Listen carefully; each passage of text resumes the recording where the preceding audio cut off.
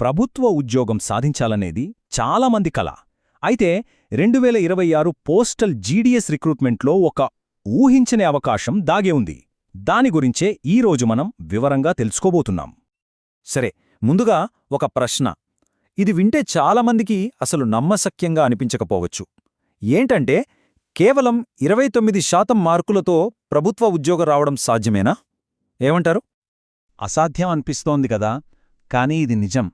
ఒక అభ్యర్థికి గ్రామీణ డాక్ సేవక్ అంటే జీడీఎస్ పోస్టు కేవలం ఇంత తక్కువ స్కోర్తో వచ్చింది. ఇదే ఆ కటాఫ్ స్కోర్. అసలు ఇది ఎలా సాధ్యమైంది? ఇంత తక్కువ స్కోర్తో ఉద్యోగం ఎలా వచ్చింది? అసాధ్యమనిపించే ఈ విషయం వెనుకున్న అసలు కదేంటో ఇప్పుడు చూద్దాం. ఇదేదో పొరపాటనుకోవద్దు. ఇది పక్కా అఫీషియల్ సెలెక్షన్ లిస్ట్లలో వచ్చిన రిజల్ట్. గత ఏడాది అంటే 2025 సెలక్షన్లో ఒక అభ్యర్థికి కేవలం 29.16% మార్కులతోనే బ్రాంచ్ పోస్ట్ మాస్టర్ అంటే బీపీఎం పోస్ట్ వచ్చింది. సరే, ఆ 29% సంగతి అలా ఉంచితే మన ఆంధ్రప్రదేశు, తెలంగాణలో అసలు పరిస్థితి ఎలా ఉందో ఒక్కసారి చూద్దాం. మన తెలుగు రాష్ట్రాల్లో అయితే పరిస్థితి పూర్తిగా వేరు. ఇక్కడ కాంపిటీషన్ మామూలుగా ఉండదు. కటాఫ్లు చూస్తే ఎప్పుడూ 98 నుంచి 100% మధ్యలోనే ఉంటాయి. ఏ సెలక్షన్ లిస్టు తీసి చూసినా ఇదే కథ. అంటే దాదాపు ఫుల్ మార్కులు రాకపోతే ఇక్కడ జీడీఎస్ జాబ్ రావడం అనేది అసాధ్యమనే చెప్పాలి. మరి అలాంటప్పుడు ఆ 29% కటాఫ్ ఎక్కడ సాధ్యమైంది? కొంచెం స్ట్రాటజిక్గా ఆలోచించేవాళ్లకి ఇందులో ఎలాంటి అవకాశం కనిపిస్తోంది? ఈ అవకాశం వెనుకున్న అస్సలు సీక్రెట్ ఏంటంటే, మన లోకల్ సర్కిల్స్ దాటి బయటికి చూడటమే. అవును, మనం మాట్లాడుతోంది నార్త్ ఈస్ట్ సర్కిల్ గురించి. అక్కడ కాంపిటీషన్ చాలా అంటే చాలా తక్కువ. అందుకే అంత తక్కువ స్కోర్కు కూడా సెలెక్ట్ అయ్యే అవకాశం దొరికింది. ఇక్కడ చూడండి, ఇది కేవలం ఒక చిన్న ఉదాహరణ మాత్రమే. నార్త్ ఈస్ట్ సర్కిల్కి మొత్తం 6 సెలక్షన్ లిస్టులు రిలీజ్ చేస్తే అందులో ఇది 3వ లిస్టు. ఇందులో కొన్ని తక్కువ స్కోర్లు చూస్తే 29%, 44%, 52. చూసారా? బీపీఎం, ఏబీపీఎం పోస్టులకు మన ఏపీ, తెలంగాణతో పోలిస్తే కటాఫ్ స్కోర్లు ఎంత తక్కువగా ఉన్నాయో ఇక్కడే అర్థమవుతోంది. రైట్. ఇప్పుడు 2026 అప్లికేషన్ ప్రాసెస్లో కొన్ని ముఖ్యమైన మార్పులు వచ్చాయి. ఎక్కడ అప్లై చేయాలనుకున్నా సరే ముందు వీటిని అర్థం చేసుకోవడం చాలా అవసరం.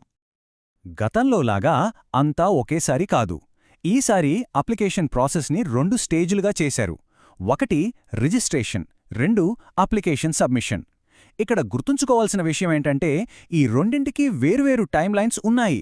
ఇది చాలా ఇంపార్టెంట్ మార్పు. సో ఈ కొత్త 2 స్టెప్ సిస్టమ్ ఎలా పనిచేస్తుందో చూద్దాం. Step 1 one time registration. ఇంతకుముందు అప్లై చేసినా చెయ్యకపోయినా అందరూ ఫ్రెష్గా రిజిస్ట్రేషన్ చేసుకోవాల్సిందే. ఇక స్టెప్ 2 అప్లికేషన్ సబ్మిషన్. రిజిస్ట్రేషన్ అయిపోయాక అప్పుడు ఏ పోస్టులకు కావాలో సెలెక్ట్ చేసుకుని ఫీజు కట్టి అప్లికేషన్ సబ్మిట్ చేయాలి. ఈ డేట్స్ చాలా జాగ్రత్తగా నోట్ చేసుకోండి. వన్ టైమ్ రిజిస్ట్రేషన్ జనవరి 31న స్టార్ట్ అవుతుంది, ఫిబ్రవరి 14తో ఎండ్ అవుతుంది. కానీ అప్లికేషన్ సబ్మిషన్ మాత్రం ఫిబ్రవరి 16 వరకు ఉంది. చూసారా? రిజిస్ట్రేషన్ డెడ్లైన్ తర్వాత కూడా అప్లికేషన్ సబ్మిట్ చేయడానికి 2 రోజులు ఎక్స్ట్రా టైం ఉంది. ఈ చిన్న తేడాను గమనించకపోతే చివరి నిమిషంలో కన్ఫ్యూజ్ అయ్యే ఛాన్స్ ఉంది. So be careful.